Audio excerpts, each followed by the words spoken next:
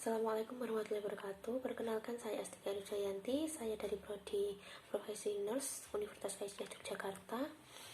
Di sini saya akan memaparkan hasil dari presentasi kasus pada stase maternitas di Rumah Sakit PKA Wonosobo dengan judul laporan asuhan keperawatan nyeri akut pada Nyonya R dengan inkompetensi serviks di bangsal ruang bersalin di Rumah Sakit PKA Muhammadiyah Wonosobo, Jawa Tengah. Baik, di sini saya akan menjelaskan tentang asuhan keperawatan nyeri akut pada Nyonya R dengan inkompetensi serviks di bangsal ruang bersalin di Rumah Sakit PKA Muhammadiyah Wonosobo. Baik, langsung saja saya akan memaparkan tentang need mapping inkompetensi serviks. Yang pertama, saya akan menjelaskan tentang definisi. Definisi dari inkompetensi serviks didefinisikan sebagai kehilangan kehamilan semester kedua yang berulang disebabkan oleh faktor intrinsik atau diperoleh kelemahan pada integritas jaringan serviks di mana leher rahim mengalami penipisan dan dilatasi sebelum waktunya tanpa rasa sakit, dengan prolapse dan ballooning membran ke dalam vaginal diikuti oleh pengeluaran janin belum matang oleh Handayani 14. Untuk etiologinya, yang pertama, perubahan hormon selama kehamilan. 2. Leher rahim atau rahim yang terbentuk secara tidak normal. 3. Kerusakan pada serviks seperti selama operasi keguguran atau persalinan sebelumnya. Yang keempat, obat-obat tertentu seperti DES atau diethylstilbestrol, hormon sintesis atau buatan manusia yang diberikan kepada beberapa wanita untuk membantu kehamilan berjalan dengan baik. Yang kelima, sindrom Ehlers-Danlos atau kelainan yang mempengaruhi jaringan ikat Anda seperti kulit, persendian, dan pembuluh darah. Yang keenam, sindrom Marfan atau kondisi yang sering mempengaruhi jantung, mata, pembuluh darah, dan kerangka. Untuk komplikasi inkompetensi serviks sendiri adalah lahir prematur, kehilangan kehamilan, ruptur atau pecah tiba-tiba rahim, pendarahan di dalam, laserasi atau terpotong atau robek pada serviks. Baik, untuk selanjutnya yaitu tanda dan gejala. Untuk tanda dan gejala yaitu merasa ada tekanan pada panggul, sakit punggung yang muncul tiba-tiba, kram parut seperti saat menstruasi, cairan vagina yang keluar berwarna merah muda. Dan selanjutnya pada faktor resiko. Faktor resiko itu sendiri yang pertama, leher rahim atau rahim yang terbentuk secara tidak normal, mengalami kelahiran prematur atau keguguran pada kehamilan trimester kedua.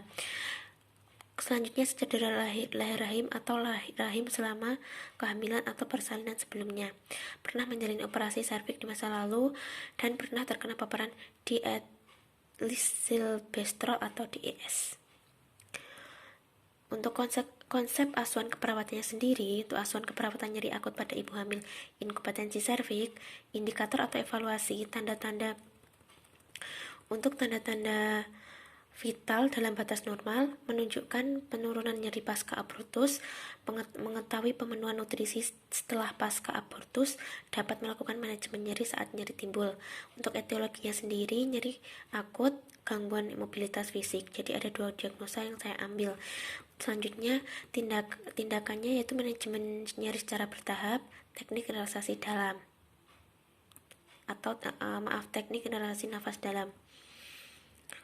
Selanjutnya, pengkajian, langsung saja ke pengkajian. Untuk data umum pasien, inisial yaitu Nyonya R, usia 21 tahun, status perkawinan, menikah, pendidikan terakhir ibu rumah tangga, alamatnya di Kertek Wonosobo. Untuk alasan kunjungannya itu karena pasien sering BAK tapi BAK keluar sedikit. Kemudian tanggal kunjungannya tanggal 9 Mei 2022. Keluhan utama, pasien sering BAK tapi BAK keluar sedikit. Setelah dicek pembukaan keluar darah. Kemudian keluar masuk rumah sakit, pasien mengatakan sering BAK ke toilet tapi keluar BAK-nya sedikit. Baik, untuk data penanggung jawabnya itu adalah Tuan B, usia 28 tahun, pendidikan SMA, pekerjaan pedagang, dan alamatnya Kertek Wonosobo. Hubungan dengan pasien adalah suami. Selanjutnya, riwayat kehamilan saat ini. Pasien dengan kehamilan kedua dengan usia kehamilan 25 minggu mengalami keluhan sering BAK dan setelah dicek pembukaan keluarga darah. Untuk riwayat kehamilan dan persalinan yang lalu, pasien pernah memiliki riwayat abortus pada kehamilan pertama di usia kehamilan 6 bulan karena janin tidak berkembang. Untuk riwayat ginekologi, riwayat menstruasinya, pasien mengatakan pertama kali menstruasi pada umur 13 tahun dengan siklus 28 hari, sering ganti pembalut sehari 3 kali, adanya nyeri pada awal menstruasi hingga ke hari ketiga. Untuk riwayat KB, pasien mengatakan 3 bulan yang lalu pernah menggunakan KB suntik. Untuk data umum kesehatan saat ini, keadaan umum yaitu kompos mentis, tanda vitalnya nadi 60 kali per menit, suhunya 36,7 derajat Celcius. Untuk pernafasan 20 kali per menit. Untuk kepala leher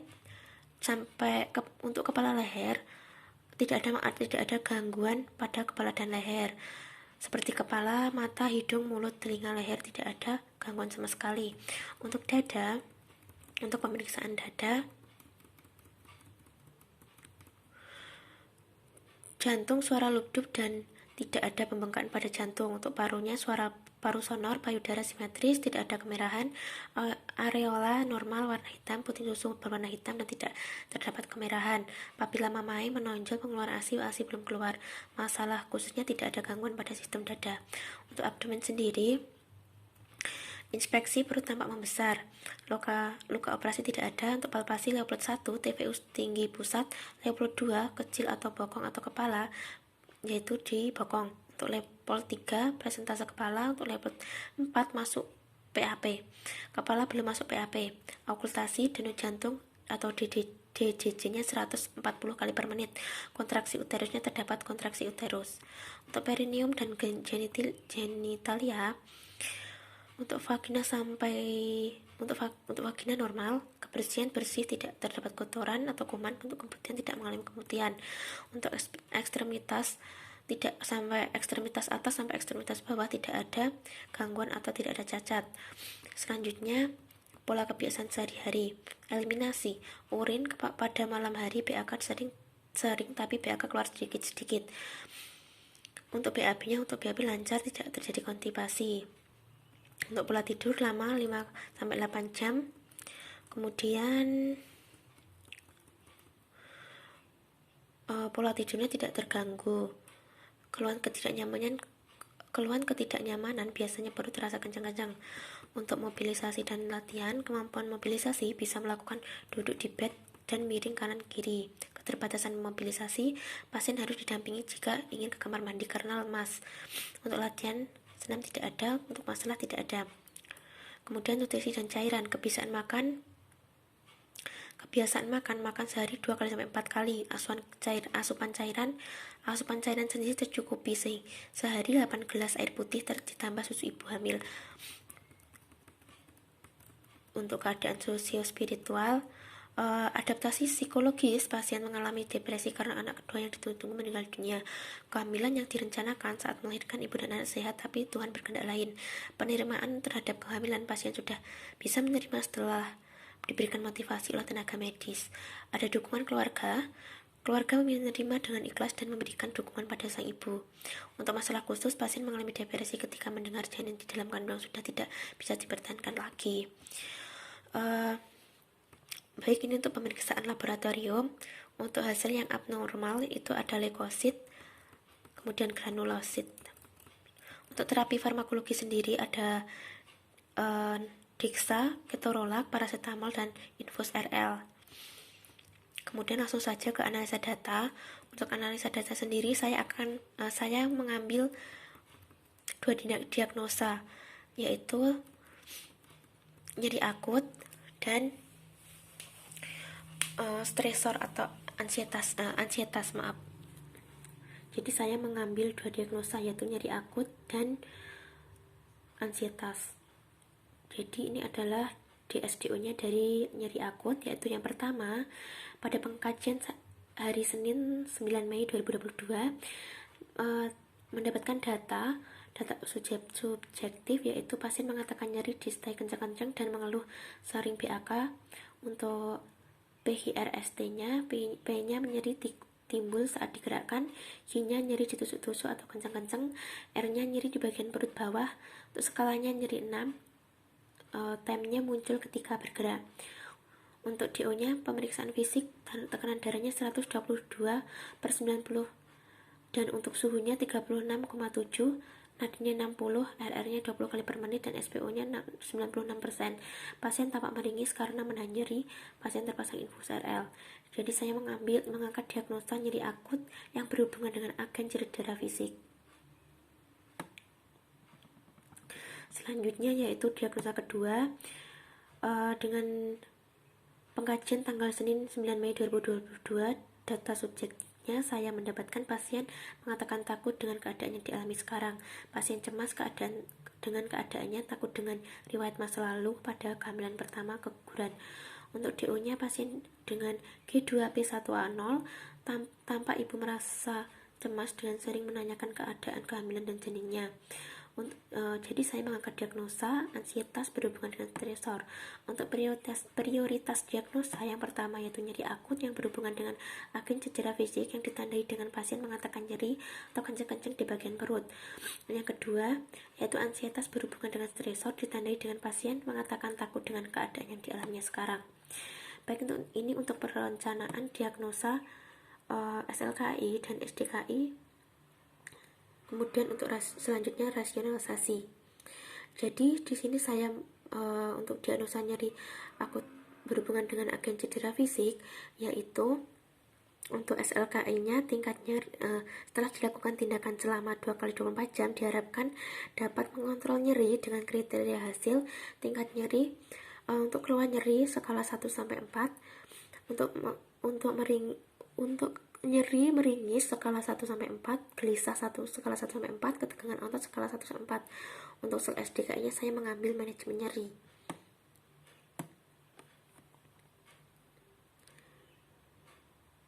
Kemudian untuk ansietas saya mengambil terapi untuk SLKI-nya setelah dilakukan tindakan selama 2x24 jam diharapkan dapat mengontrol ansietas dengan kriteria hasil perilaku gelisah dari skala 1 sampai 4, keluhan pusing dari skala 1 sampai 4, pola tidur dari skala 1 sampai 4 sampai 5, untuk pola berkemih dari skala 1 sampai ke 5. Baik, untuk SDKI-nya untuk psikinya saya mengambil terapi relaksasi. Langsung saja ke implementasi dan evaluasi. Untuk diagnosa keperawatan nyeri akut, untuk implementasinya pada hari Senin 9 Mei 2022 jam 9 dilakukan pemeriksaan tanda-tanda vital pasien dan keadaan umum pasien. Selanjutnya saya memberikan terapi farmakologi. Untuk jam 10 mengajarkan manajemen nyeri dengan relaksasi napas dalam. Untuk jam 11 memberikan edukasi kepada pasien dan keluarga tentang manajemen nyeri secara mandiri. Untuk evaluasinya, untuk SN-nya pasien mengatakan setelah dilakukan manajemen nyeri sedikit berkurang. Untuk O-nya, pasien melakukan relaksasi yang diajarkan dan melakukan secara bertahap.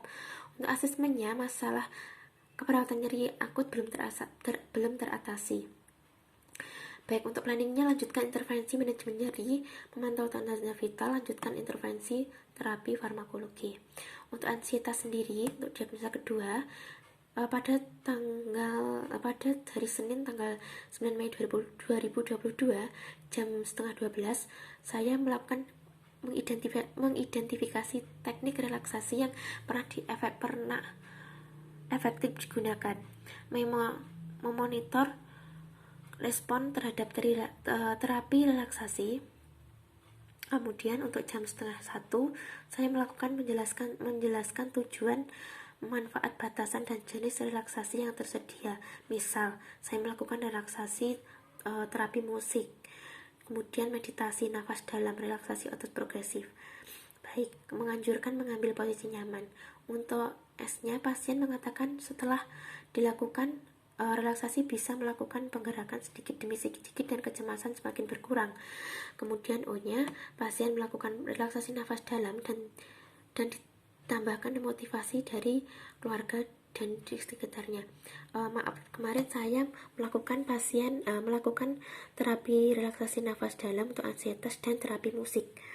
Selanjutnya Asesmennya, masalah keperawatan ansietas belum teratasi. Untuk planningnya, menganjurkan pasien untuk banyak istirahat, mengajarkan keluarga pasien tentang relaksasi yang sudah diajarkan. Anjurkan keluarga untuk memberikan dukungan. Baik, ini untuk daftar pustaka yang saya ambil untuk mengerjakan asuhan keperawatan ini. Baik, itu saja yang saya sampaikan. Bila ada kata atau yang kurang atau salah, saya minta maaf. Billahi taufiq wal hidayah. Wassalamualaikum warahmatullahi wabarakatuh.